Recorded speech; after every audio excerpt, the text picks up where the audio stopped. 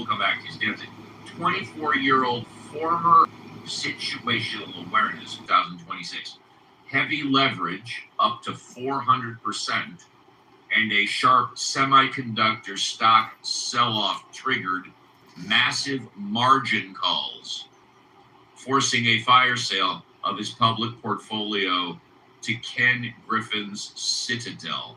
So he was buying options, obviously, and his options tanked out. Whatever happened to diversify? So when one sector goes up, the other sector goes down, and vice versa. Doesn't sound like he was diversifying very much. Oh, and if you're in the audience, you want to come up, please do. But what we haven't talked about, precious metals, gold and silver. Precious metals surged this week as the weak American employment report pushed bond yields and interest rates expectations lower. Gold futures increased reporting their largest weekly gain since January. Silver climbed up to 10% to approximately a little over $63 an ounce. Its strongest week since. Lower interest rates generally benefit precious metals because gold and silver do not pay interest, making them more competitive when returns on bonds decline. A softer dollar also makes metals cheaper for overseas buyers. Investors additionally sought protection against geopolitical instability, inflation, and uncertainty surrounding the Iran conflict. Gold remains below the record it reached earlier this year, but it has gained approximately 26% over the past 12 months. Silver has advanced even more dramatically, rising nearly 65% from 1 year ago, although both metals remain highly volatile. If you're in the audience and you want to come up, please do. And let's see what it's like if you are proud to be un-American. Kids have to be warned that there's bullshit coming down the road. That's the biggest thing you can do for a kid. Tell them what life in this country is about. It's about a whole lot of bullshit that needs to be detected and avoided. That's the best thing you can do. No one told me. No one told me a thing like that. I was never warned about any of this. Had to find all of it out for myself. And there are still, as with you probably, a lot of things that you're expected to believe and accept in America that I personally have a problem with, and I question a lot of these things. Give you an example. I saw a slogan on the guy's car that said, "Proud to be an American." And I thought, well, what the fuck does that mean? Proud to be an American. You see, I've never understood national pride. I've never understood ethnic pride. Because I'm Irish, and all four of my grandparents were born in Ireland, so I'm fully Irish. And when I was a kid, I would go to the St. Patrick's Day parade. And I noticed that they sold a button that said, "Proud to be Irish." And I could never understand that because I knew that on Columbus Day, they sold a different button that said, "Proud to be Italian." Then came Black pride and Puerto Rican pride. And I could never understand ethnic or national pride. Because to me, pride should be reserved for something you achieve or attain on your own, not something that happens by accident of birth. Being Irish...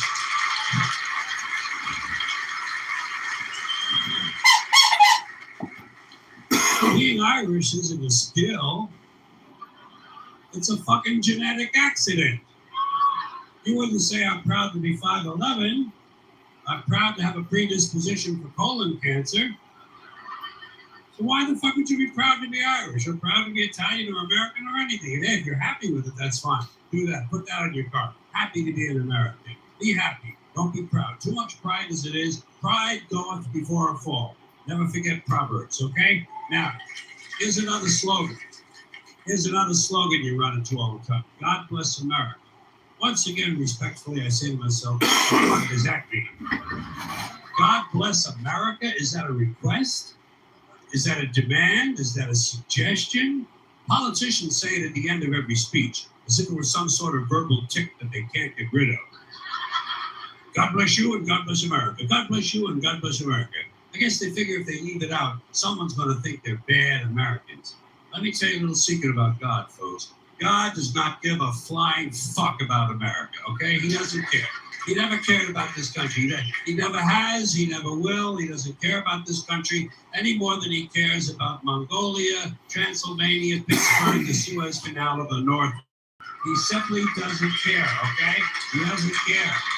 Listen, look, there are 200 countries in the world. Do these people honestly think that God is sitting around picking out his favorites? Why would he do that? Why would God have a favorite country? And why would it be America out of all the countries? Because we have the most money? Because he likes our national anthem? Maybe it's because he heard we have 18 delicious flavors of classic rice-a-roni. And there's a great reason for God to love and bless the United States of America that we have 18 different flavors of rice-a-roni. Gotta love that. New on stage, is it Omer? Am I pronouncing that right? Omer? Do I really need to put on my glasses? Mod Squad, can you help me, please? Can anybody hear me? I can hear you.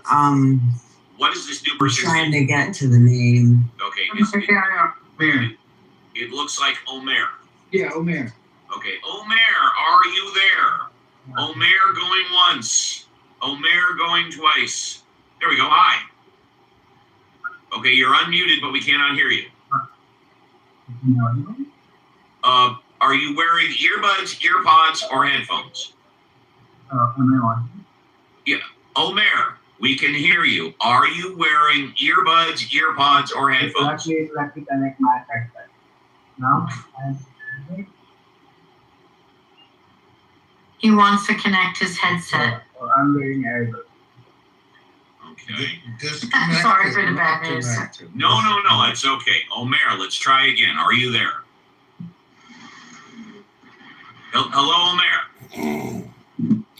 Try again. We'll come back to you. Mod Squad, please mute him. We'll come back to him. I've spent a minute trying to get in touch with him. Thank you. Let's go to Grace. Grace, good morning. Thank you for coming on. It's a pleasure to see you. How are you? I am well. I hope you all are well. It's a beautiful day in the neighborhood. Thank you. And how are you all doing? I am doing great. I know that most of the Mod Squad is doing great. I haven't had the opportunity to say hello to Reverend Scott this morning. I've tried like 3 times, but he's been bouncing in and out, so he's been busy. But he is still scheduled to take over the first half of hour number 3. We'll find out soon Steve, enough. he sent a text to you and me. He's at the dentist's office. He's thinking it's going to be done before his turn to take over, but if not, I'm prepared to. I was going to say, why don't I don't want Reverend Scott to rush, especially if he's got a drill in his mouth, and so let's just give him the day off. Reverend Scott, if you're listening, take the day off. JCC and Violet, would you guys like to run the show for the first half of hour number 3? JCC and Violet. I would love to work with JCC again. Yeah. All right, so let's just give Reverend Scott the day off, and JCC and Violet will run the show in hour number 3. Thank you very much. So back to you, Grace. What are you back to me about? Oh, I'm sorry. I was just I wasn't sure if you were finished speaking. I am. I just wanted to say hello. I'm always so appreciative to be in your rooms. You are very kind, Grace. Thank you so much. Always a pleasure to have you here, especially on stage. Thank you. Thank you. Absolutely. Let's say hello to, is it Alligator or Agate? Hey, good morning. Hey, good morning, ladies and gentlemen. I thought I'd come Good in. morning. How do you pronounce your name? Alligator 7, of course. Alligator sounds good. Good morning. What would you like to talk about? Oh, I thought I'd kick the ball around with some of my favorite people. I love JCC, Alfonso, Marshall, Scott, Steve. I think you guys are cool people. Thought I'd kick it around, get a fresh 5. If that's possible.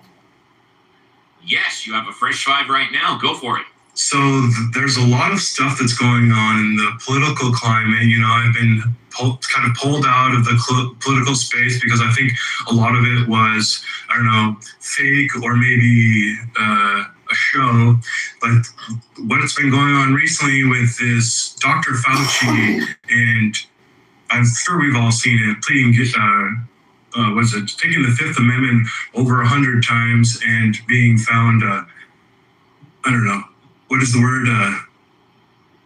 Contempt? In contempt. Yeah, contempt. It's a very bizarre political circus that's going on, and more than anything, I would want to get a couple of your guys' ideas on, what is actually going on, and what are they doing with this show, rather than, I see he's in front of the Senate hearings, and nothing's really going on. Why couldn't this be done behind closed doors? Why does this have to be political theater? I just want to know what you guys think. Thank you. I'll tell you exactly what's going on. So, Fauci was pardoned for any and all crimes between, I want to say 2008 and 2025, or 2011 and 2025. He basically retired in January of 2025. And all of his activities involving the lab, the infectious disease lab, and anything surrounding that, he's been pardoned. Joe Biden gave him a pardon. Now, during this process, what is it? Is it the Senate, or specifically who? I forget.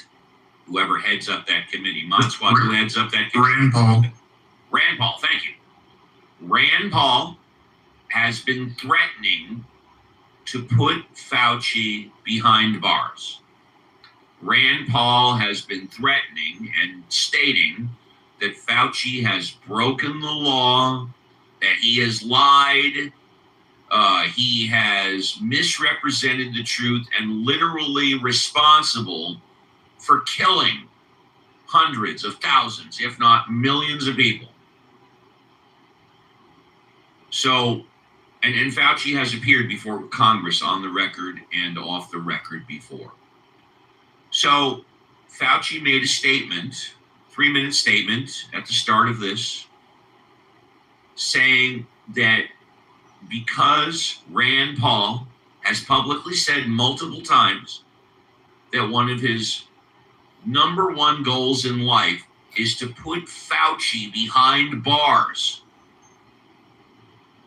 And that Fauci, I think he also said that he's received a full pardon, that he's been advised by his attorneys to take the Fifth Amendment, because since he received a full pardon, the only possible goal that this hearing could achieve would be for Fauci to potentially commit perjury, which now would not be subject to the pardon, because it's occurring after January of 2025.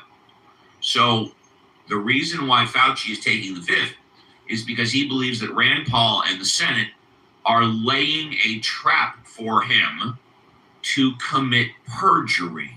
This is why he took the Fifth over, 110 times? Now, I spoke about this earlier, and I'll speak about it now, and I'd love to get your opinion. I think this is a total waste of time. This is a total waste of money. This is a total waste of resources. Fauci is retired. Fauci is 85 years old.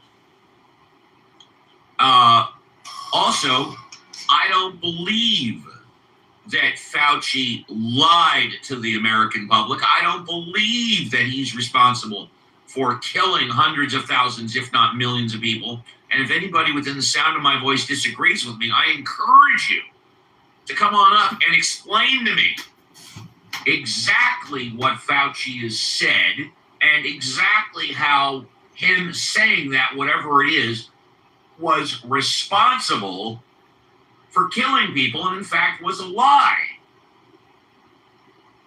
So you asked me what I think, that's what I think. Hey, I'm glad that I asked that, because I wasn't getting any of that from the news. I feel like there's like a hit piece that's going on Fauci right now, and I didn't think it was a political hit piece that you laid out, but it makes sense because Rand Paul does have an agenda against Fauci, and it could be a political smear job. And if you had a pardon, I wouldn't try to give them fire to.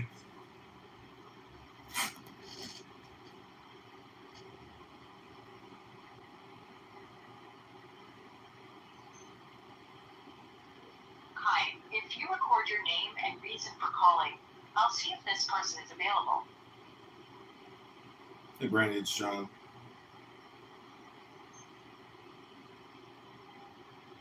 Thanks. Please stay on the line.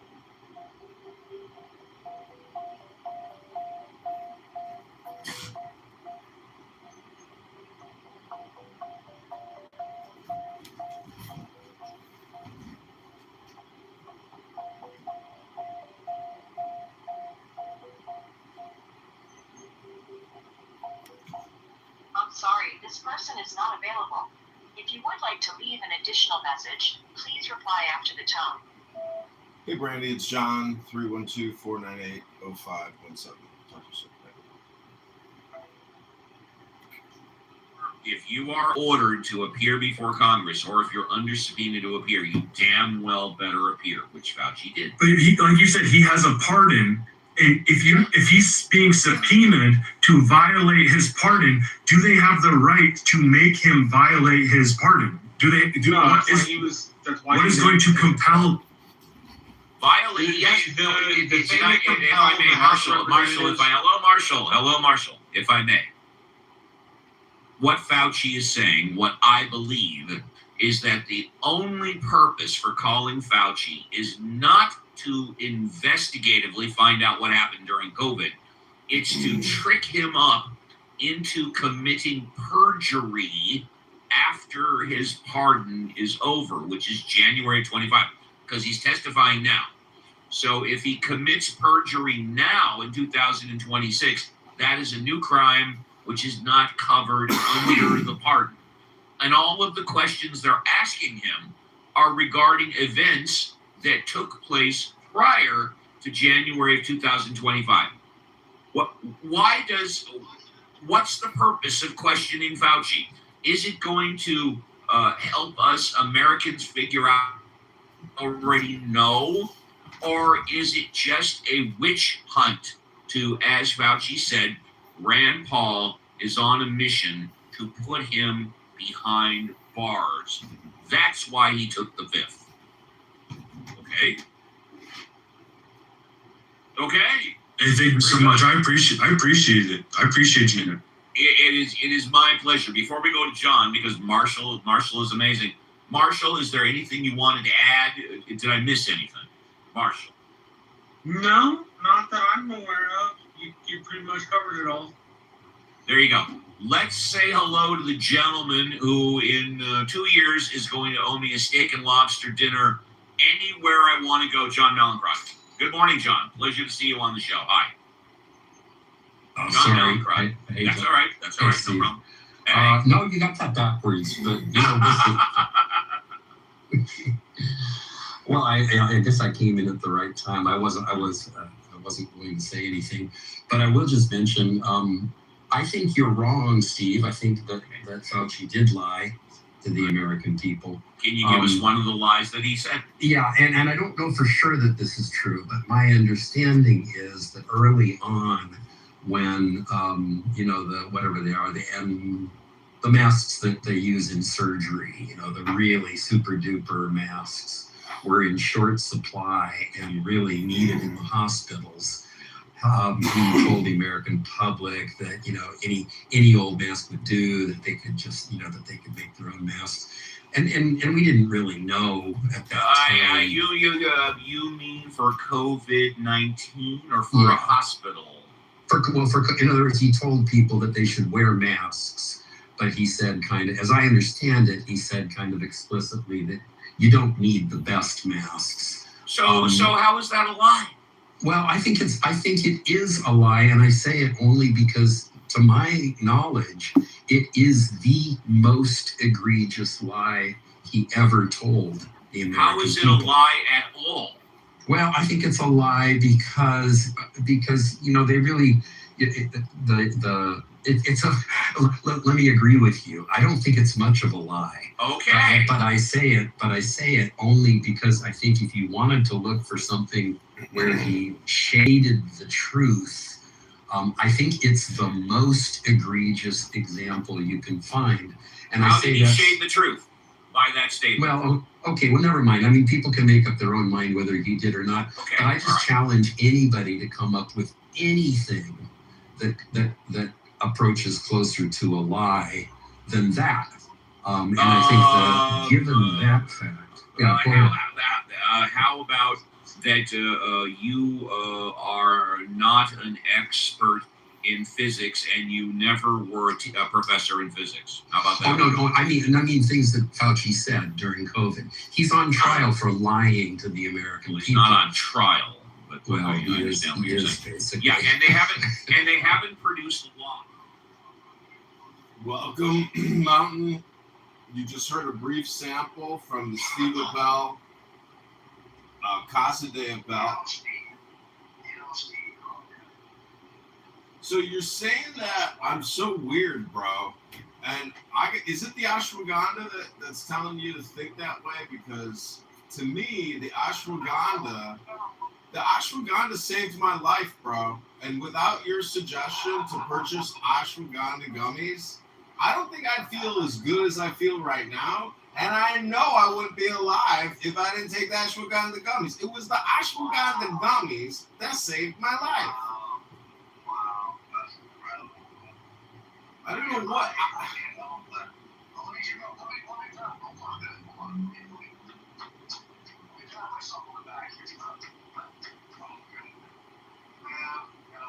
feel like that was just providing, it was just like community, where, like I had to share with, to save her life. So I don't know if you know this, but ashwagandha is also known as Withania somnifera. Its core active chemical compounds include steroidal lactones known as withanolides, alongside alkaloids and saponins that drive its adaptogenic effects. So, are you being honest or not? Because, like, I've got it it's helped me go on, stress. We've experienced a lot of stress before. I mean, I kind of was getting out of stress though anyway as I got older, but, there's some really helped me out a lot, to be honest. They say black pepper also does the same thing. It's anti-inflammation, anti-stress, all thanks to the Native American tribe, the Black Hawk tribe, discovering ashwagandha. It's actually the reason why the Americans were fighting so hard to take all the land from the Native Americans was to get to the ashwagandha roots, so they didn't have to feel stressed and they didn't have to suffer from inflammation. That's the history of the world. That's what Mark Zuckerberg and Priscilla Chan are doing right now with the Priscilla Chan Zuckerberg Institute. Because they help spread the mass vaccination of our population with poisonous spike proteins, they've actually created the Priscilla Chan Anti-Inflammation Institute, and I wonder if they've given serious consideration to ashwagandha. No, because it's multi-purpose medication. They don't even want us taking this shit. Because it's gonna, it's like why they go so hard against weed or anything else that's not, the pharmaceutical company doesn't, monopolize or control. So I don't know. I don't like ashwagandha. It's nice, it's kind of adds to my life. So you said I'm really weird, bro. And I'm just wondering, what is it about John Kitover that makes you think that I'm weird, as opposed to actually just being a cool, nice, handsome, rich guy, who's classy, has got an intelligent brain, and when people call me weird, I don't even get offended. I just say, well, did it take you this long to figure that out? Because don't you know about Doctor Strange? Who do you think I am? I'm Doctor Strange in the flesh. It's nothing to poo-poo on you about it. I think if anybody record sports people all day and you listen to that Now show all day. It's just strange to me. I don't think you're a bad person. I don't think you're, you know, I don't see. What makes you think I listen to it all day? Like it's in the background in a recording studio while I'm in a different part of my place working on something. And who are you to have an opinion? See, you don't even listen. The whole thing deals with not having an opinion, and that's the great way. It's when you stop to take a moment and say, "Oh, what a weird guy." You yourself get taken out of your own life with your opinion, and then so that's your failure. That's your faux pas. Is not just being the silent observer of life and the miracle. You have this opinion problem. You're like an opinion addict, and all I'm trying to do is point out the logical and philosophical fallacy of being an opinion maker. That's not creation. What I'm doing is a recording studio. I'm in the recording industry. It's a recording industrial complex, brother. Haven't you seen He-Man? I understand. Don't you know that He-Man is a movie? It's a recording of pictures, sounds. It's a business. What do you think I'm doing over here? I'm running a business. Is that weird? No. Is that weird to be in industry? To be a corporate recording titan? How? I'm doing it right now. We got dozens of people watching this YouTube live and they're saying, "What's this all about? Who are you?" Oh, okay. You're a part of the show, whether you like it or not, Dr. Ashwagandha.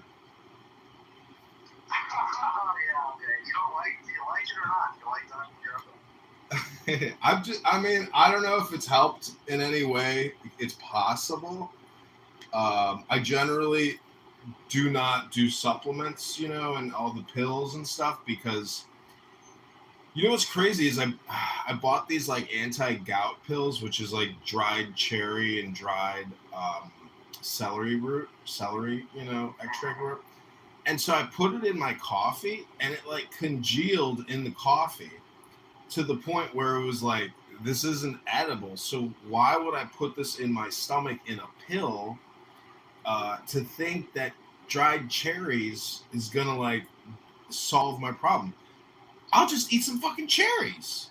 You see the difference between eating a pill with a plastic coating or, whatever the fuck the cellulose or whatever is of the plastic cap that they use.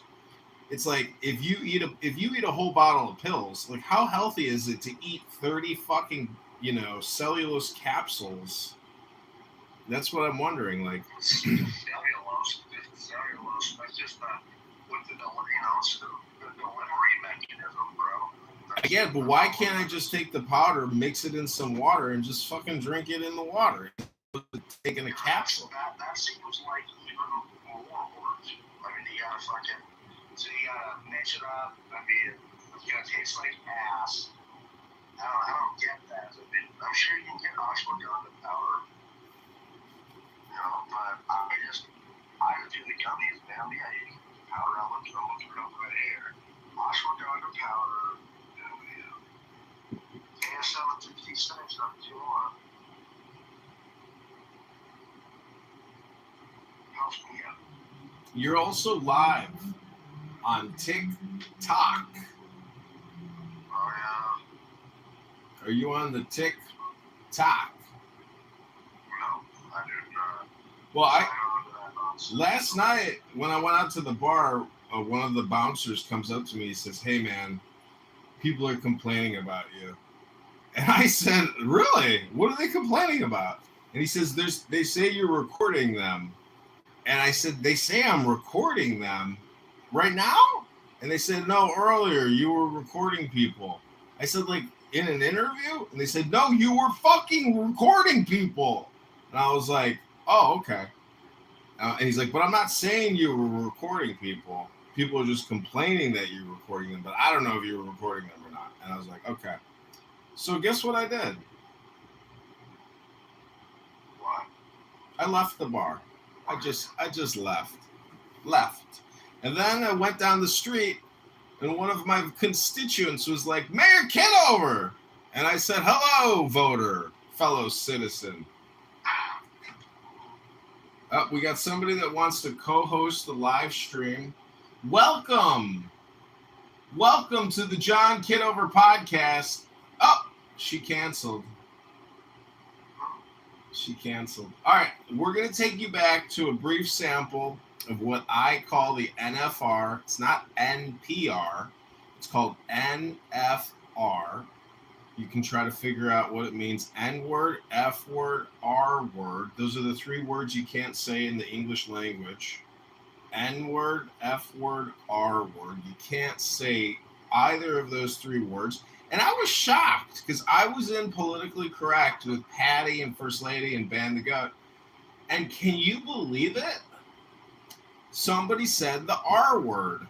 And I was like, they were talking about vaccines and autism. And I said, doesn't she know you can't say the R word? But nobody corrected her. Nobody. In a room full of N words and F words. Nobody corrected the African American woman who was openly using the R word repeatedly in discussion about vaccines causing R word. What do you think about that?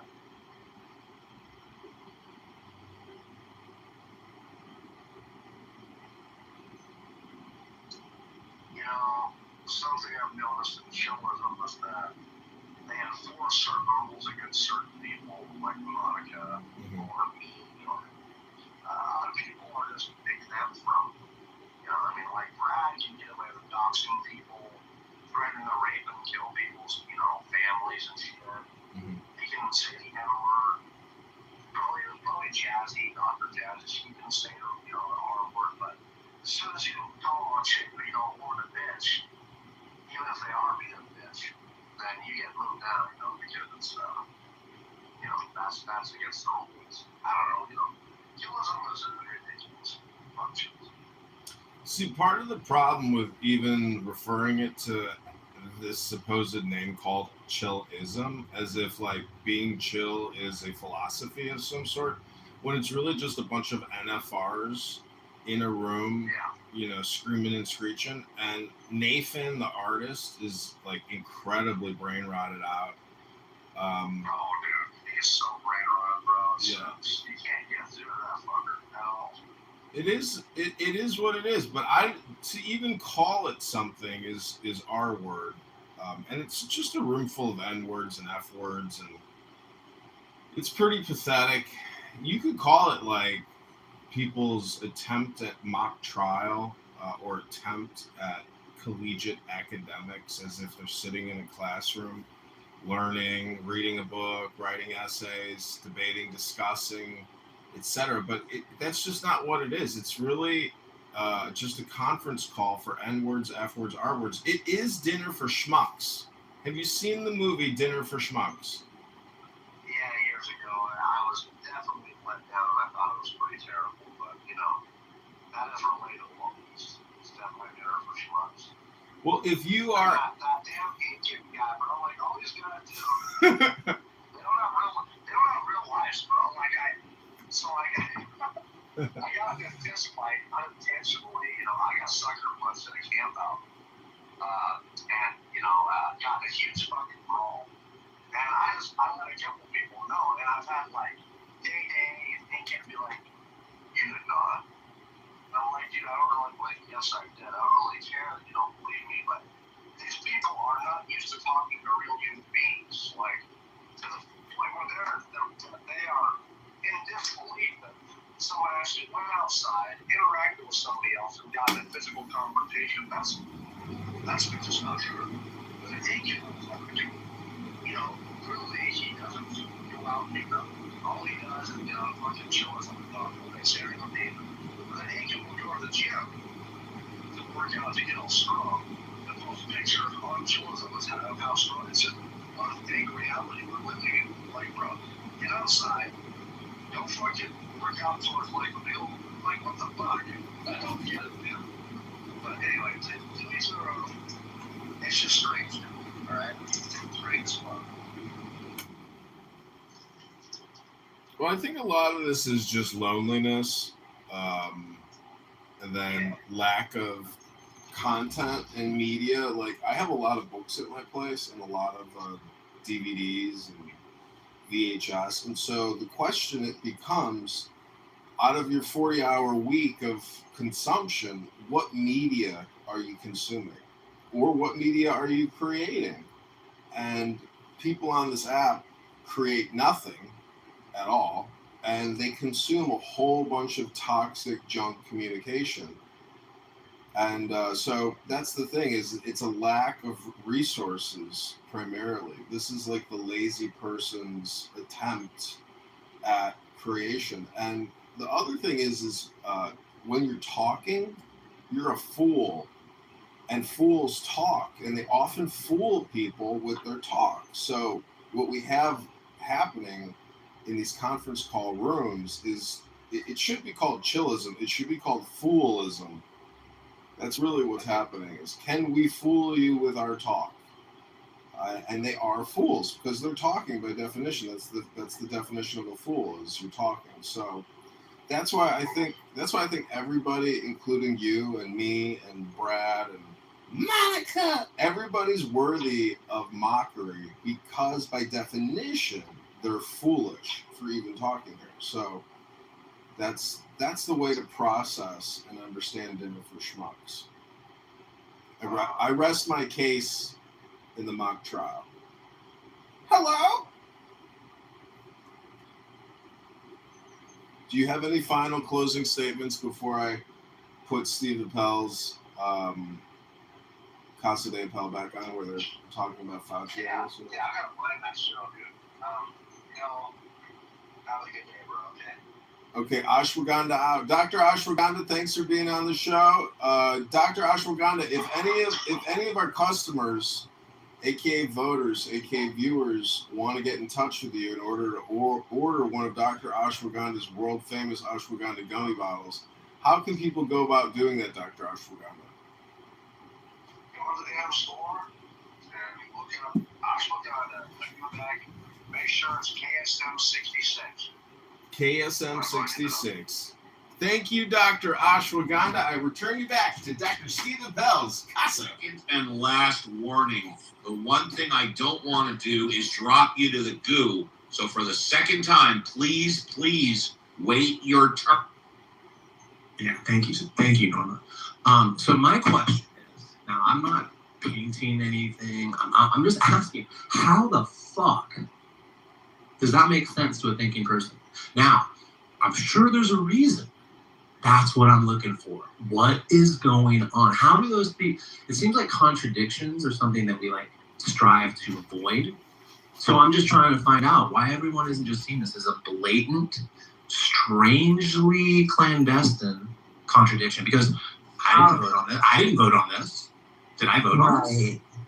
Okay. Thank you very much, Honey Badger. If anybody would like to come on up and answer Honey Badger's question or talk about anything else that they would have on their mind, come on up, raise your hand, and you can have a fresh five. All on you in turn. Yes, we go in a queue so everybody gets their chance to get their point of view out there. And did I really get 5 minutes? You got past 5 minutes, Honey Badger. You actually got about 7.5. I didn't have a timer. Yeah. So, Megsita, welcome. Glad to have you. How are you doing today? Correct. I did my name correct. I do. I've run into numerous people with the same first name, and so I decided to add my middle name. But it turns out it's unpronounceable to some people, which is no shame. It's a foreign middle name, Sita. But yeah, I maybe should rethink that as my handle. I might have the advantage of my voiceover reading it to me as a blind person. It does read it as Megsita. Well, kudos to me. I get the pronunciation right. That's good stuff. All right. As well. oh gosh, what was I gonna say? I guess with reference to Honey Badger, I was gonna save a couple minutes because I forget actually what I came up to say. I have a very good friend here, and his family is very much part of the Israeli government. And I remember asking him some questions as to sort of direction that things were headed. And after hearing sort of a lot of the history, he's a little bit older. I asked him a question. I said, so my understanding was that the founding of Israel in 1948 was it was a secular democracy. It appears to have shifted significantly away from that. Would the attacks that's going to be happening be something to do with it? And he said, absolutely. The secularism that was founded in 1948 seems to have, the leftists seem to have really just turned into a more right wing because they're constantly being under threat. So that's something that made a lot more sense to me. Well, you can be peaceful and democratic and very, open and leftist when you're more stable. But if you're constantly under attack, you might get some more of the people who talk about defense, and they're sort of who's in power now. I think Eleanor is wanting to respond, so I guess there's something I had to say. I will save because I was going to say something else, but I cannot remember it. So. Okay. Well, we would love for you to stay on stage, and maybe you can give it in your closing thoughts and burning desires, or if we have some downtime, we're going to be coming back around like we do. So just love having you here, and thank you for that. We hope you stick around. All right.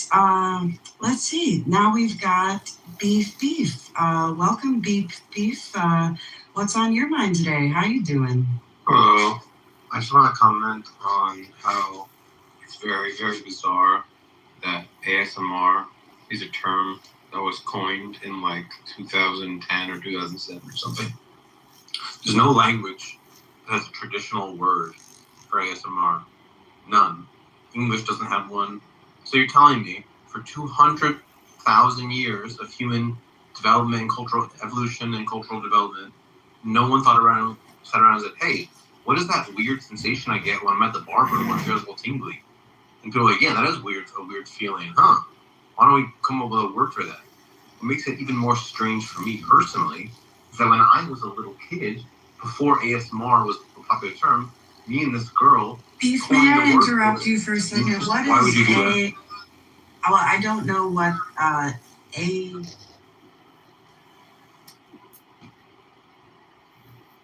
Brandy. How are you doing? I'm good.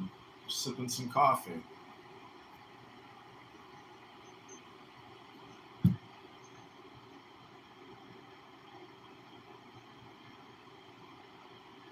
Nice.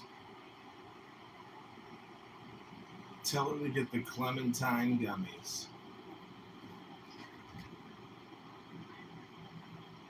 Oh, they're so good.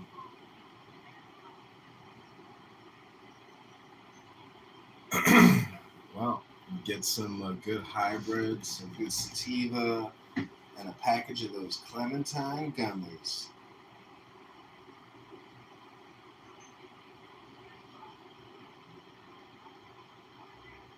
Nice. So are you downtown? I don't know where Mayoral Life is.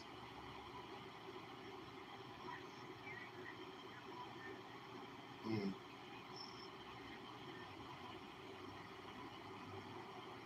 Oh, nice. Nice. I used to live right over there.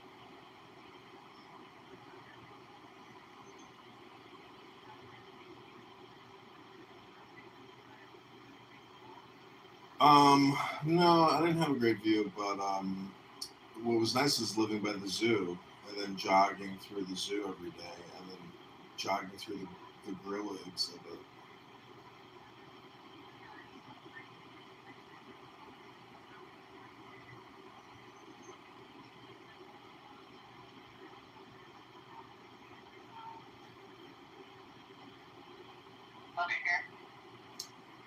Yeah, you are here on a magnificent Saturday. I agree. So where do you live? I live in Westfield, Indiana. Westfield, Indiana. Yeah, it's like 10 minutes north of Carmel. Oh, I think I've It's like been a there. suburb of Indianapolis. Yeah, Carmel. Everyone's heard of Carmel. Nice. They have like the Mayoral Trail there, Palladium. It's very nice. Damn. But yeah, I don't know if I mentioned that I lived in Indiana. Yeah, I just have my like sites on Chicago. Well, you're smarter than most Chicagoans because you know Chicago sucks. I mean, Why? I'm just teasing. Taxes? It's Oh, okay. yeah. It's magnificent. Mine's a winter. Yeah. Huh? Yeah, it's magnificent city. Just the taxes, the leadership suck. But yeah, Indianapolis is nice. And have you ever been to a Colts game? I don't think I have. You haven't been to I've it? been to I've been to a Blackhawks game though. No, the Indianapolis Colts football team. No, I've never been. I'm not a Colts fan. I don't really care for football. I like basketball, like a little bit of tennis, golf. Oh, I see. Well, you're 5'10", right? You're tall. How tall are you? 6'3". 6'3". That's a good height. Yeah, we're compatible. What's your sign? I'm Scorpio. Oh, What are you? Gemini. Ooh, Gemini.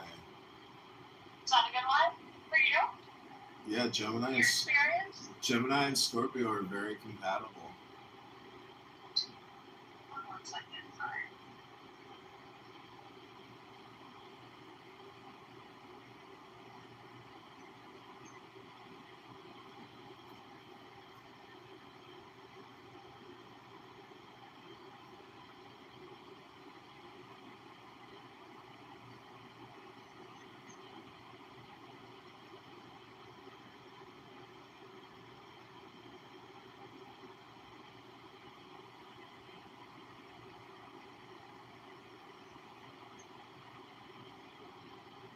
Sorry, my friend came out of the dispensary and we're trying to figure out what we're gonna do. It's only 11:20 and he says he's ready to start drinking. Well, go blaze. It's time to blaze. If you got that herb. Yeah, he's got that too. I don't overdo it though. Do you want to get together this evening? What about like tomorrow afternoon? Would that be okay? I'm sorry, so my niece lives up here. She's like 22, Uh-huh. and I don't see her too often. But she wanted to spend time with me today, and a couple weeks ago, I was supposed to see her and we didn't get to. So Yeah, I don't know how long she'll be with me, but we can play by ear. You got the whole day, so just text me and let me know if you have downtime and you want to get together. okay. So you're like right downtown. No, I'm on northwest side, kind of close to O'Hare. Oh, so like how far are you from like I'm like 35 Beacon minutes. Park? 35 minutes. Oh boy. Okay. Well, yeah, we'll definitely plan something. We'll have it set in stone. So you're not wasting your time. Okay, sounds good, Brandy. Looking forward to meeting you. Okay, but could we plan like tomorrow afternoon, maybe like 2? Yeah, absolutely. Do you have work? Do you want to play some tennis or go to the beach? I'm not very good at tennis. You could probably show me a couple things. Yeah, we we can. did want to go to the beach. The Dock restaurant at Montrose Beach is fantastic. It's right on the beach. Oh, really? Yeah, I cycled past there. Yeah, maybe the beach. I don't know, it Okay. might be really hot and crowded by that time, right? It's always going to be hot and crowded, but I do have 2 swinging hammocks, which are dope. But just yeah, let's play it by ear. And I mean, I'm always near. All right. And then what were you saying earlier? Your intentions for? To love saying, you, like, to love. yeah, to love you, to give you heaven and earth. Oh, well, you can just come back home with me then, and that sounds amazing. That's fine. But did you drive or fly? I drove us here. Oh, well, just put me in your back seat, and I'll give you a massage all the way home. All right. Well, I'll talk to you later. Okay, sounds good. Have a great day. All right, you too. Okay, talk to you soon. Bye. What are your intentions? My intentions are to love you. Universities, which is undeclared. But you're right. Qatar is up there, but not at the top. At the top, Japan, Saudi Arabia, Liberia. Here's a place that I'm sure Jew haters like Honey Badger have never heard of, the Marshall Islands. I imagine he couldn't find Israel or the Marshall Islands on a map. Or Liberia. Do you even know what I don't think Liberia Israel is has or a was? Well, there's another wrong piece of bullcrap. Oh, where is it? There's China. There are many maps of Israel. I urge you to get one. There's China. There's Bermuda. There's the United Arab Emirates. All of the top countries in donations to American politicians. Those evil Marshall Islanders. They're such capable allies. They're so formidable in battle when we want to go to war. I mentioned South Korea as one of the top donators to American politicians and lobbyists. And I recall the war that my father fought in. I have his flag from his coffin right up here on my table. Why did we send my dad, who was 6'5.5", and they stuck him in a little APC armored personnel carrier, an amphibious one? Why did we send all of these boys to fight for those, excuse the expression, slanty-eyed Koreans? Why are those Koreans controlling our minds? Why do they control the banks and the video games? 36,574 Americans died in the Korean War. Why would we do such a thing? We spent between 340 and 475 billion with a B in contemporary dollars monies on those Koreans, those slanty-eyed Koreans. And now we have 25,000 troops stationed between North Korea and South Korea. Why are we endangering our boys? Why do we have 5,000 bases? Sorry. That's sunflower seed. Why do we have 5,000 bases? I took it on sunflower Well, seed. we protect American power. And yet not one base in Israel? Shocking. Bases in Saudi Arabia, Kuwait, Qatar, Bahrain, and 0 in Israel? But I thought I thought the Jews were controlling our brains and our pocketbooks and our bank and the music industry. So, friends, I'm sure you see from my little set of facts, all of which are verifiable, that the bizarre obsession with Jews and our country, Israel, is nothing more than a form of racist hate. Israel is by far not the biggest donor. Israel is, as we're seeing now, very capable ally. That's what the president has called it, our most capable ally. And we have gone to war for other nations. We're not at war for Israel now. We invaded Kuwait for one purpose only, and the first Gulf War. and that was to kick out Saddam Hussein from Kuwait. We've never done anything like that for Israel. We've never sent troops to go and fight for Israel. So the emphasis on the Jews in Israel is strictly a question of race and state. And we've heard a wonderful display on that on the stage. I'm sorry. And I hope that we have disinfected these swine who just grunted for us because that's what swine do. No, I was just. I hope we have. I have. You snorted like a swine. On me and it's Lawrence Don't lie. 60 I seconds. was just going to say Yeah, that about 60 seconds. Yeah, I'm ready to. I'm ready to wrap it up Go ahead, after our chorus from the swine on the stage with his Jew hate.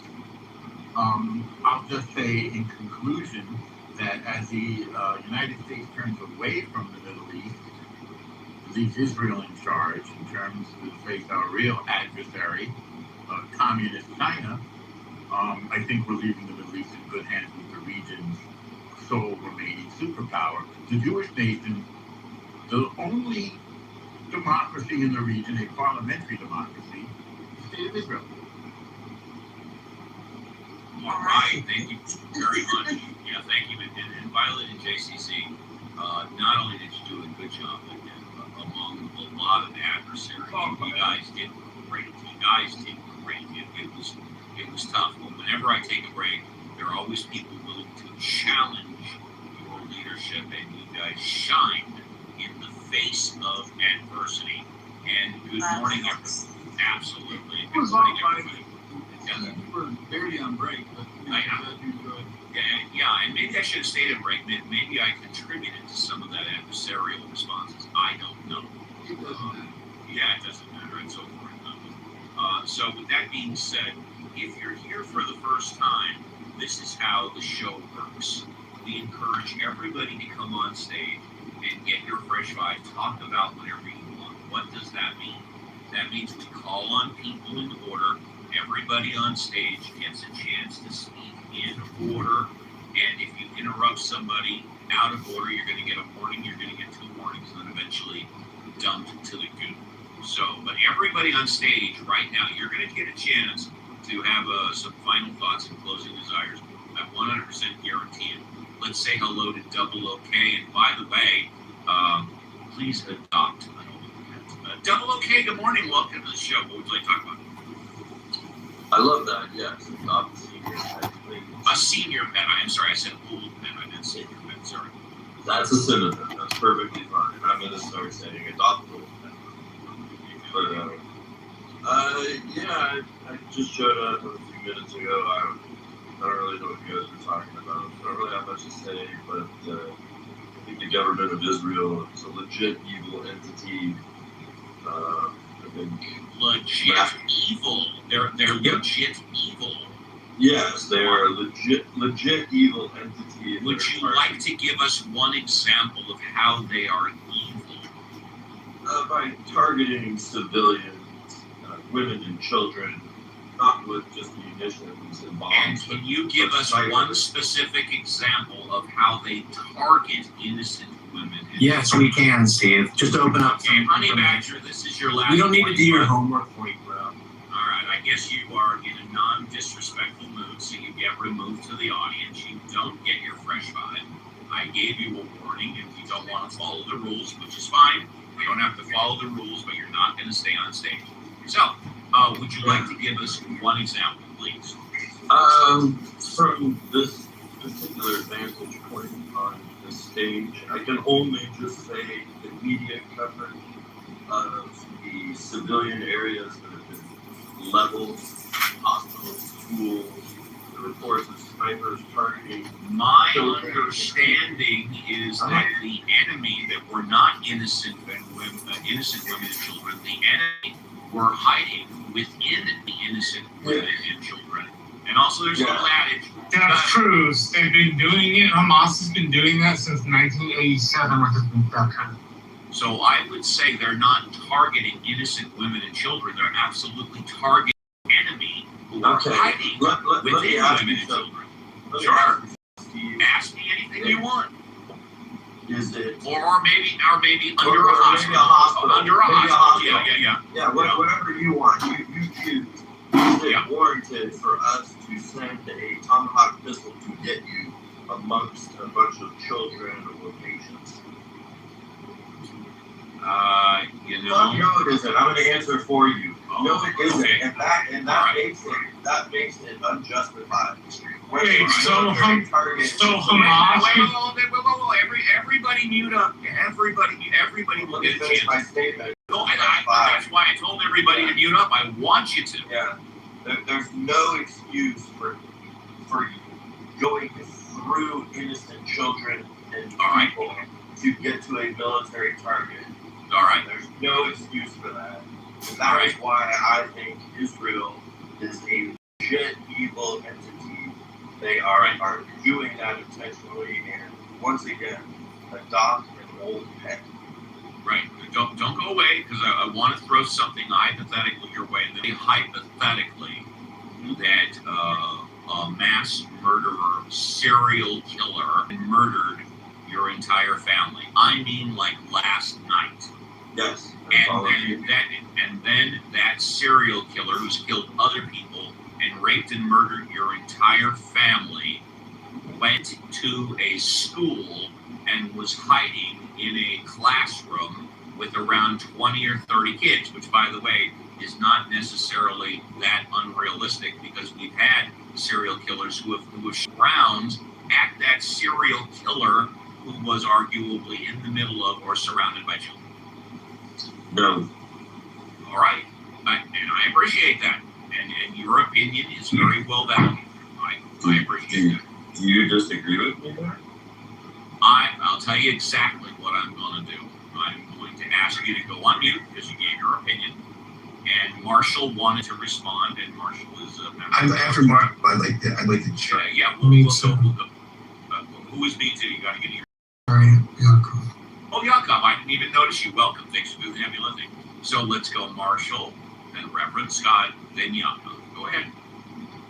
So I don't think it's acceptable to wantonly kill innocent people. Then I will say this: the reason the civilians are at risk is not because of Israel; it's because of Hamas, who has, since their inception in 1987, used protected UN sites to hide from. So the only way to deal with these people is to get through the UN protected site. I'm not suggesting you bomb a hospital. I think that's a bad idea. That's what you're suggesting. But I will stand mute. You wanted my response. But I will suggest that you look at the article at the top, filed by NATO Strategic Command, which tracks Hamas's use of human shields from its inception to about 2019. That should give you a better understanding of how Hamas manipulates the rules of war in the Geneva Convention so that they can kill innocent Israelis, while at the same time the Israelis can't then kill them.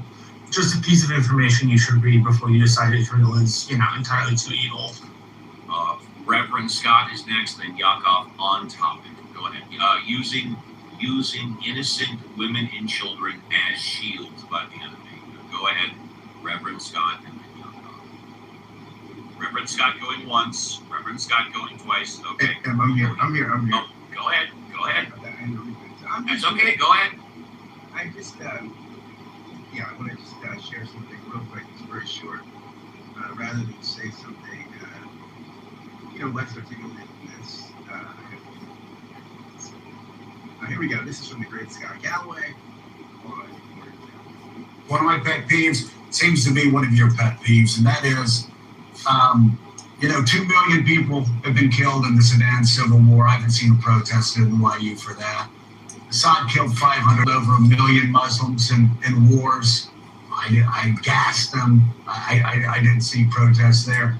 Yet your school is shut down right now because Israel is responding to the worst attack against Jews worldwide since the Holocaust. Help us sort through that. We can debate that response. I don't know algebra, but I'm pretty good at the common denominators here, and why there's no common denominators in all of these. It's just that it's Jews defending their homeland. Because if you look at the numbers, even with American wars, they don't add up.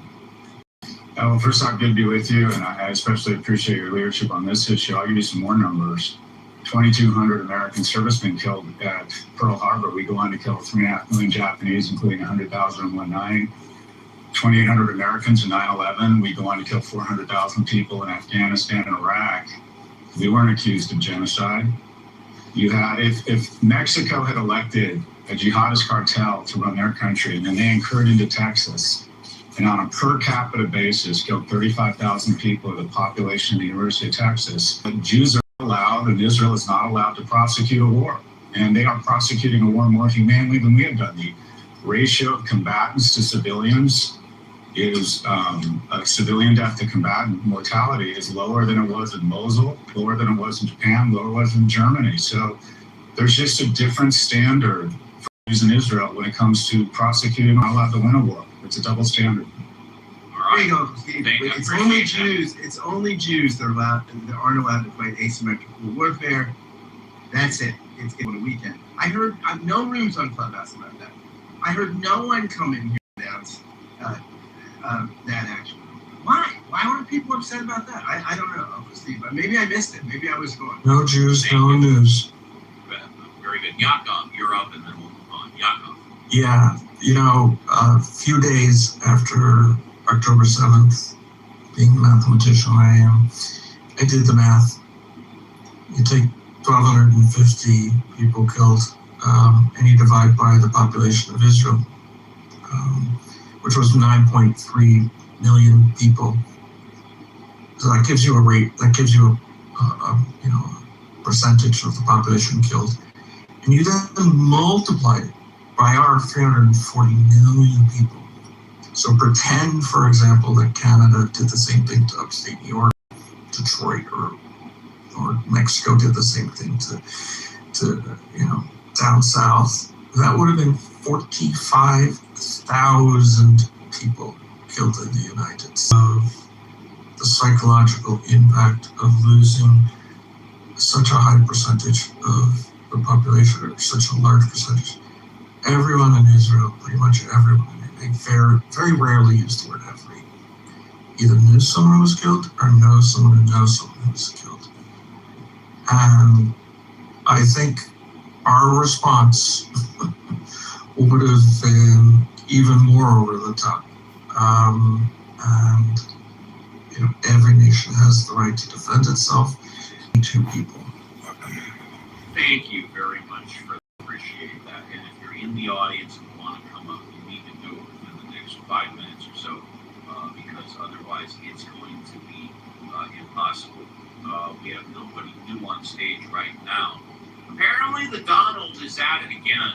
President Trump renewed his efforts to restrict birthright citizenship this week, issuing 2 executive orders aimed at narrowing who automatically becomes an American citizen at birth. The administration is targeting children of foreign diplomats, people classified as alien enemies, parents accused of citizenship fraud, and visitors allegedly entering the country for birth tourism. A previous broader effort was rejected by the Supreme Court because the 14th Amendment generally guarantees citizenship to people born on American soil. The White House argues that the new orders are more limited and focus on fraud and recognize legal exceptions. Civil rights organizations contend that the president still lacks authority to rewrite the Constitution through executive order. By the way, I agree with that. Immigration attorneys also warn that vaguely worded provisions could produce inconsistent decisions and prolonged uncertainty for families. New lawsuits are expected, meaning the constitutional battle over birthright citizenship is almost certain to return to federal court. Again, if you're in the audience, you literally have, 5 minutes to come on up. Basically Donald Trump's trying to get another bite at the apple. Speaking of Donald Trump, a federal appeals court ruled this week that President Trump cannot proceed with construction of proposed $400 million ballroom after the White House without congressional approval. I've been telling you this all along. The court concluded that a president occupies the White House temporarily and cannot undertake a massive permanent alteration through executive authority alone. Historic preservation organizations challenged the project, arguing that construction violated federal preservation and environmental review requirements. President Trump sharply criticized the ruling and described the ballroom as necessary for major diplomatic ceremonies and national security events. He has promised to appeal the decision, potentially taking the dispute to the Supreme Court. Supporters say the White House needs a larger, modern venue instead of relying on temporary outdoor structures. Critics view the project as excessively expensive and architecturally inappropriate. Beyond the ballroom itself, the case raises broader constitutional questions. How much power does the president possess to alter one of the country's most important public buildings? It looks like we have a couple By the way, Uncle Steve, just for the Yes. record, the most interesting Yes. thing about the ballroom, which, I'm not rabidly against building ballrooms, but look at the funders, right? And the corresponding contracts. Over half of the corporate donors to the ballroom fund have secured billions of federal contracts. We're seeing favorable shifts. You mean contracts? You say Contracts, yeah, sorry, Yeah. No, that's okay. Contracts, we're seeing favorable shifts in regulatory scrutiny since they've been funded. Okay, so Exactly. this is a pass-through, pay-to-play scam. Exactly. That's right. Go ahead and build the ballroom for free, and you're going to get $1 billion in government contracts. Absolutely, no question about it. Housekeeping issue. Don't bring anybody else up on stage.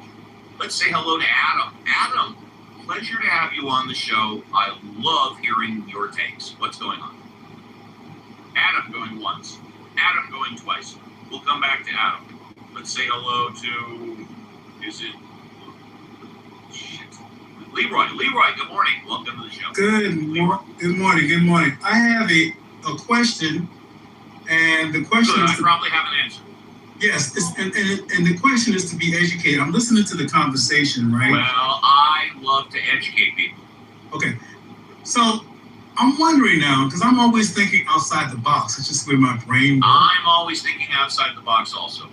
So, you ever heard the phrase "great minds think alike," baby?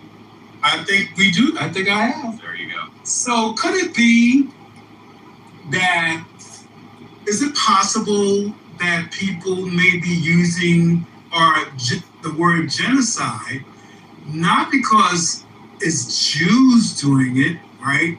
Could it be the proportionality, right, of the Hamas, right, which is way less than civilians, right? So if you people are using the word genocide because it elicits an emotional response. Please continue. Yeah, and it does. Yes, that's the bottom line. But is it because they think that they see so many unarmed civilians not able to defend themselves in harm's way, and they consider that an imbalance of justice?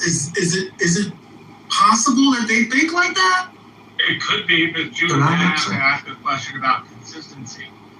Were they consider is that an opinion about genocide just for Israel, or were they consistent when the United States invaded Fallujah and Ramadi twice, and most once?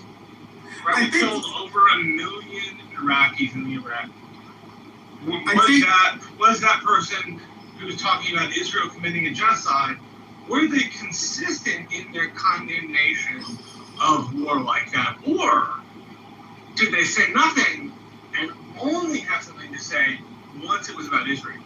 Or, more importantly, if you look at the definition, it says destruction in whole or in part, with intent. Now, Srebrenica, in in Bosnia-Herzegovina, I think 2,900 people were killed.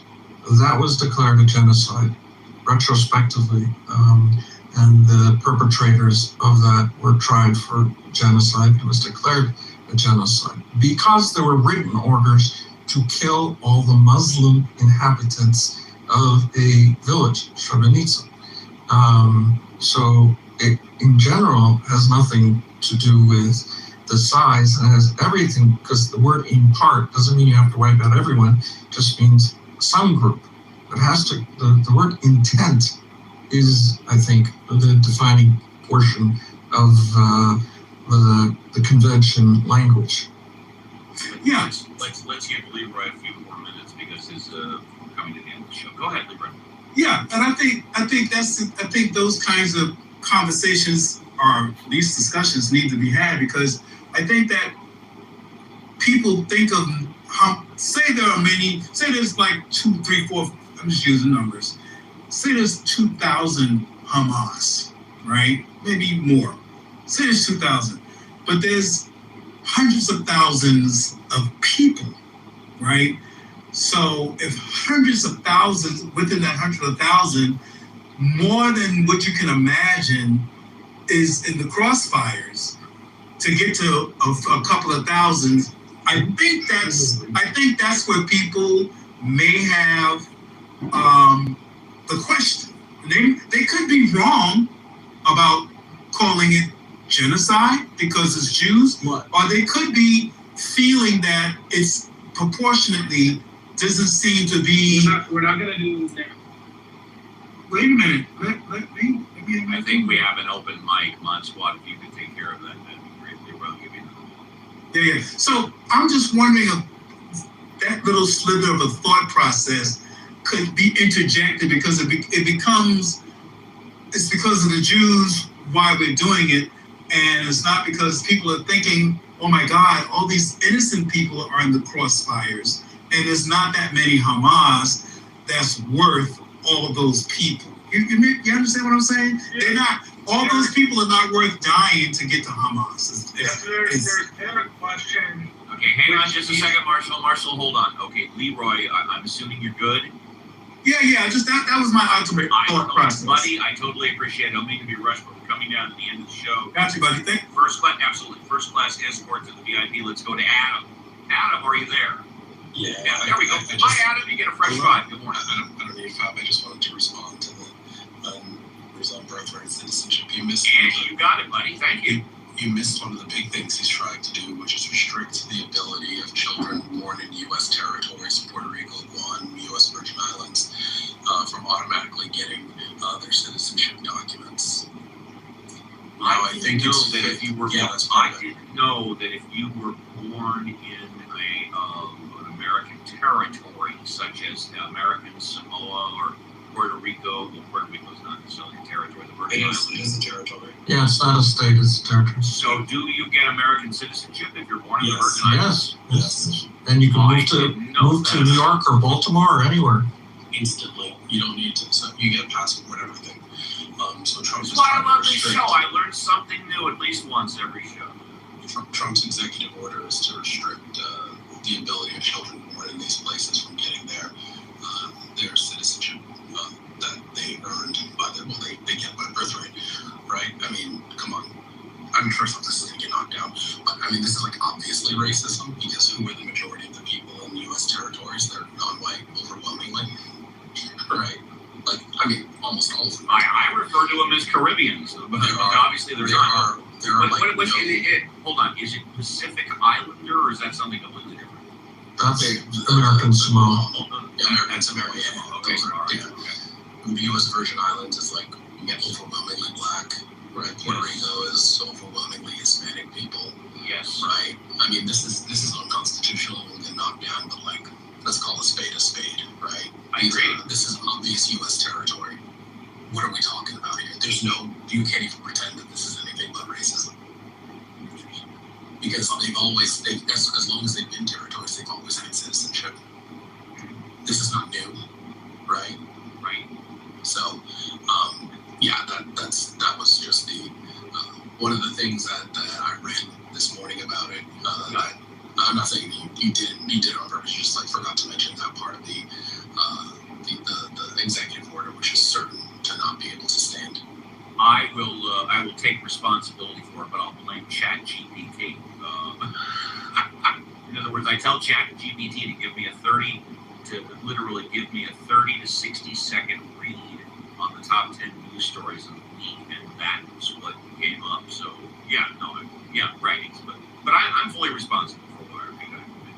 I just don't have the time. No, it's not. It is. I mean, there's a lot of bullshit in those executive orders, so it's fine to overlook it. This is a Stephen Miller special, obviously.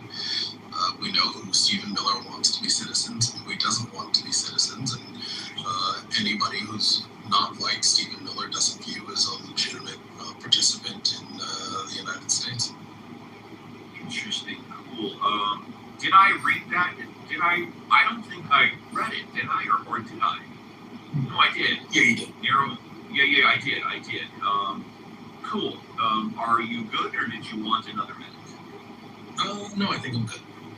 I totally appreciate that. Always a pleasure. And again, as always, I learn something whenever you give your take. Thank you very much. First class escort, VIP. Norm, would you like to say goodbye? Steve, Harding, yet again, this job is such sweet sorrow. It's a thankless task, baby, but somebody's got to do it. My favorite moment today was when Violet threatened to spank you and you responded, "Oh, baby." Hey, as the old saying goes, you never know what might pop up during the show. Oh boy, there we go. Isn't it great to be an adult and to be able to make adult humor, right? That the kids don't understand. Norm, I'll tell you what's great. Being able to stay in my bathroom, walk 10 feet from my bedroom, and come on to Clubhouse and host a show for 3 hours. That's great. Are you dressed? In my bathrobe? Are you? Okay, guys. Yeah, I'm wearing one piece of clothing. It's my bathrobe. Good. So I will speak on the virtues of Clubhouse for a moment. And You've got 60 seconds. So all right. I had a great time the other night in Jason Muse's room. He calls himself Black Muse because he's black. Watching the returns on the Michigan primary. Now, it would seem like an insignificant thing, a primary in Michigan, but Clubhouse, sharing a live event, watching the updates, is a little bit like watching a sports game where you don't know what the outcome is going to be, or a court case. And these are some of the things that make Clubhouse so much fun. That's all I wanted to say. I had a great time the other day. Norm, thank you very much. First class escorts in the VIP. Let's say goodbye to Alligator. Alligator, go Alligator. Yeah. Alligator, would like to go. Yeah, I waited for a long time and I didn't interrupt and I waited patiently. Wait, did you get a fresh five? No. Norm talked twice. Get your fresh five. He did get a fresh five. He talked earlier. It's been an hour and 30 minutes since I've talked. Not everybody gets 2 fresh fives, dude. Yeah, okay, so tell you what, why don't you take But Norm did. Why don't you take no actually Norm did. Well, why does James C not want me to talk so bad? You gotta close the statement. Okay, hang on a second. Firstly, Norm got 1 fresh five, then he got to say goodbye. You got 1 fresh five, and you get to say goodbye. Exact same thing. Oh, nice. Okay. So fucking idiot. Who said that? I did. I called it Alligator fucking idiot. Yeah, I'm just trying to participate in the show. I apologize if I offended anyone. I listened for a while, right? And there was a lot of Jew hate today, and I was just wondering, why is everyone hating on the Jews? I'm not quite sure what's going on, right? They're not even really the Jews, right? They're Ashkenazi German tribesmen. So why are you guys giving them credit by saying that they're Jewish? Why would you claim the tribe of Judah if Yahuwah isn't your personal Elohim? You don't even know who your personal Elohim is, so why would you do this? Like, you can only call on... I didn't hear anybody mention the tribe of Judah today. Did somebody mention that? You are claiming the tribe of Judah, but you're Khazarian. Everybody go on mute except for Alligator. Alligator, I didn't hear anybody mention the tribe of Judah today. Well, Norm was coming up here and claiming a lot of... Were you here when he... Hang on. what I like to hear is either you agree with me or disagree with me, and then you can move on if you want. There was a place when Norm came up here and listed a lot of stats. Were you there? I was listening to Norm speak, yes. So a lot of the stats that he was talking about were not of the tribe of Judah. He was talking about Ashkenazi facts. The stats that Norm gave, were any of them false?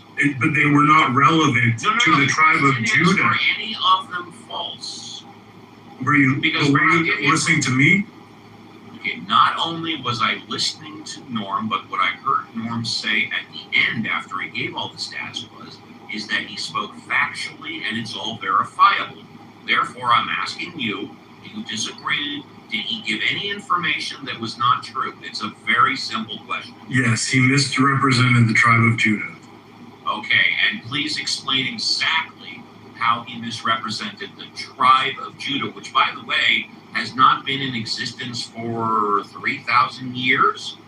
Then how are you claiming lineage? No, the question is, has the tribe of Judah existed in the recent 3,000 years? The answer is no. The tribe of Judah existed over 3,000 years ago, so I have no idea what the fuck you're talking about. Someone who is Jewish is claiming lineage of the tribe of Judah. Are you aware of this? Or Benjamin So Levi. now you want to talk about whether or not he's really a Jew. Is that what you want to talk about? I'm talking about the state of Israel claiming lineage of the tribe of Judah. Are you aware of this?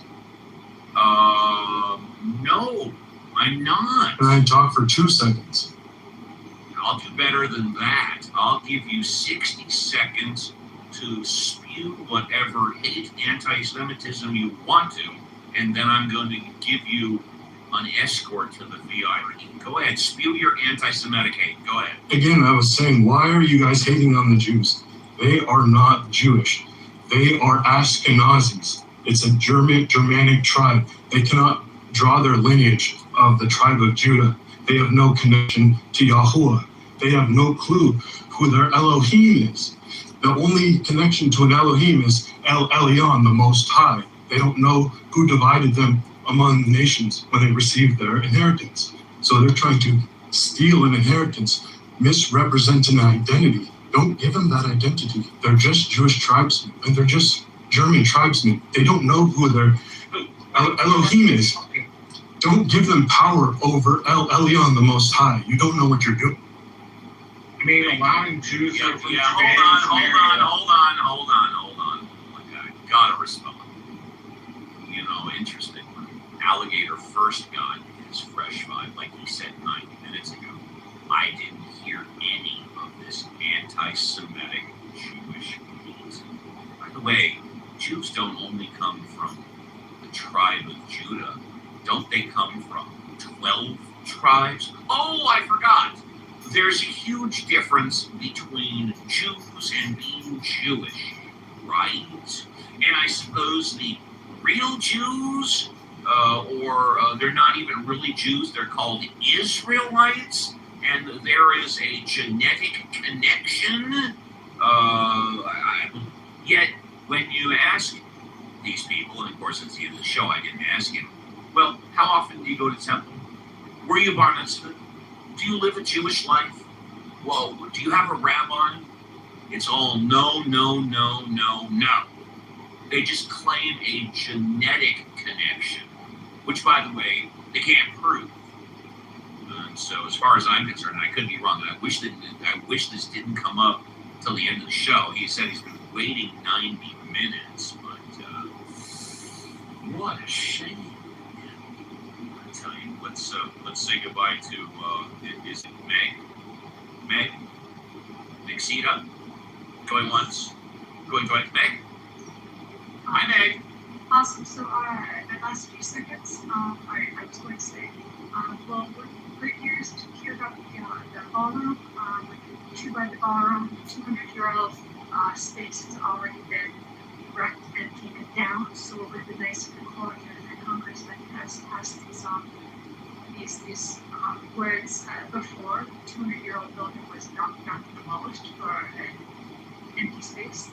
Anyways, And I want to also say, so the conversation was about vouching. I do want to also say the conversation did not go around Epstein. I much more interested in around Epstein than Fauci. And that's all I have to say. Thank you very much. Thank you.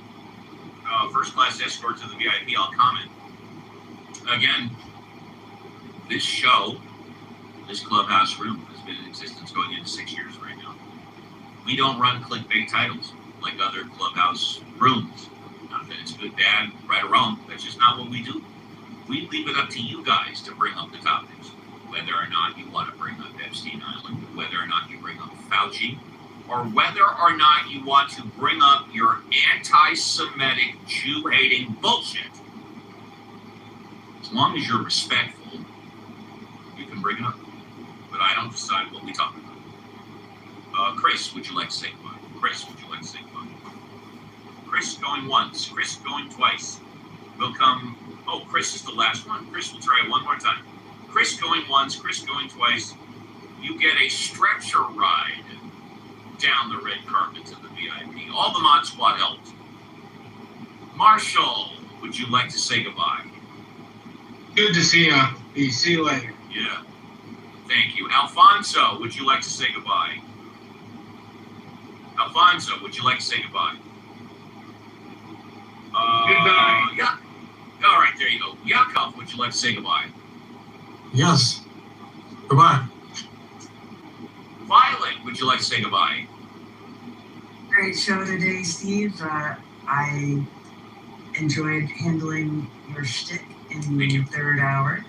And hope everybody has a great rest of their Saturday and see everybody tomorrow. Bye for now. Thank you. JCC, would you like to say goodbye? Yeah, goodbye, everybody. Enjoy your Saturday. Looking for you guys on tomorrow's room/show. See y'all later. Peace out. Thank you. JCC, are you available after the show? I've got a 12:30 client, so not directly. How much time do you want? 2 minutes. Yeah, I got you. I will call you after the show. Do it. I will. Reverend Scott, last but not least, would you like to say goodbye? Well, of course, but before I say goodbye, I have one word to the anti-Semites from my friend Greta. How dare you? How dare you? Well, Uncle Steve, we saw some gourmet Jew hate on the stage today. Oh We yeah, love it. oh yeah, oh yeah. We love it. We love it. We love it when we love a little spice and controversy here. Yeah, so it's great to see everybody, and I'll see everybody tomorrow. And my lip will not be numb by then. But I got some great dental work done today. I love it. See everybody. There you go. With that, we are done, folks. On behalf of the Mod Squad, we wish you and your families a great remainder of your Saturday. We will be back tomorrow, 7 a.m. Pacific Standard Time, 10 a.m. Eastern Standard Time, for another 3-hour tour. Take care, everybody. You know what? I left it all on the court. I really got nothing else to say. Take care, everybody, and be careful on the clubhouse streets.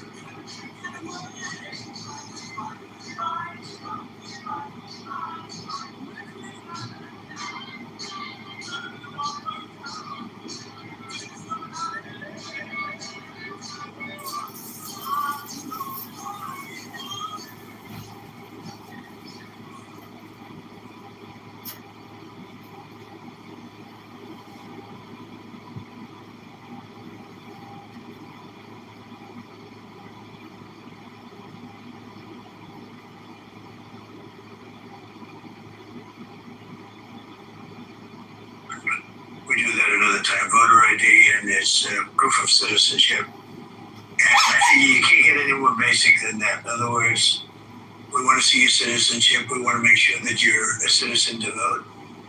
We like photo ID just to make sure, because the elections are rigged in this country. The elections are a mess in this country. And that was proven in 2020, and it's been proven elsewhere. Look at the recent election that took place with the Spencer Pratt in Los Angeles. All of a sudden, I mean, they came from nowhere. It looked like he was in the runoff, or easily in the runoff. The other one was, the third place was a woman nobody ever heard of. She's crying, oh, I didn't make it. She didn't make it by a